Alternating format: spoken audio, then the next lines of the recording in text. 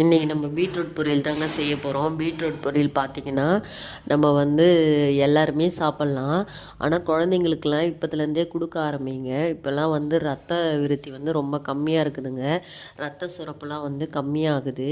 நம்மளுக்கு வந்து சாப்பிட்ற சாப்பாடு வந்து ஹெல்த்தியாக இல்லைங்க.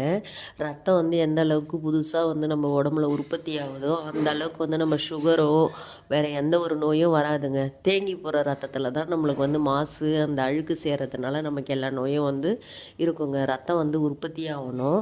அந்த மாதிரி யூரினும் மோஷனும் எல்லாமே வந்து ஃப்ரீயாக போகணுங்க. அதெல்லாம் நம்ம உடம்புல ரெகுலராக நடந்ததுன்னா நம்ம உடம்பு வந்து நல்லா இருக்குங்க. பார்த்திங்கன்னா இந்த பீட்ரூட் வந்து ஒரு சிலர் வந்து அவிச்சிட்டு வேக வச்சுட்டு அதுக்கப்புறம் வந்து தாளிப்பு போடுவாங்க. அதெல்லாம் யார் அந்த மாதிரி சாப்பிட்ணுன்னு பார்த்தீங்கன்னா இந்த சுகர் இருக்கிறவங்க அந்த மாதிரி சாப்பிட்லாங்க. நம்மலாம் வந்து இந்த மாதிரி பீட்ரூட்டு வந்து நார்மலாக வந்து வதக்கிட்டு அதிலேயே தண்ணி ஊற்றி அந்த ஆவிலேயே வேக வச்சு சாப்பிட்றது ரொம்ப நல்லதுங்க. ஒரு 35 வயசு 37 வயசு வரைக்கும் அந்த மாதிரி சாப்பிட்லாங்க. சுகர் அதுக்கப்புறம் நம்ம டெஸ்ட் எடுத்துகிட்டு அதுக்கப்புறம் நம்மளுக்கு சுகர் இருந்தால் சாப்பாட்டு மூலியமாகவே ஃபஸ்ட்டில் வந்து கண்ட்ரோல் பண்ணணுங்க. அது முடியாத பட்சத்தில் தான் நம்ம வந்து டேப்லெட் எடுத்துக்கணும். பார்த்திங்கன்னா டேப்லெட் எடுத்து ஆரம்பத்திலே டேப்லெட் எடுத்துட்டிங்கன்னா நீங்கள் வந்து எப்பயுமே வந்து ரெகுலர் ஃபாலோ பண்ணுற மாதிரி ஆகிடுங்க. எப்பயுமே வந்து நம்ம வந்து சாப்பாட்டில் கண்ட்ரோலாக இருந்துட்டோம்னா நம்ம சுகரை வந்து கண்ட்ரோல் பண்ணலாங்க.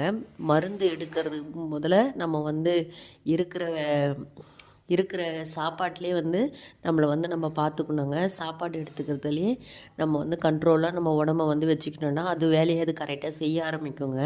நம்ம வந்து மருந்து போட்டு அதை வந்து கட்டுப்படுத்தணுன்னா கடைசி வரைக்கும் மருந்து தாங்க சாப்பிட்ணும். எப்பவுமே வந்து நம்ம வந்து நல்லா வாழணுன்னா நம்மளுக்கு வந்து சாப்பாட்டு முறை வந்து கரெக்டாக இருக்கணுங்க.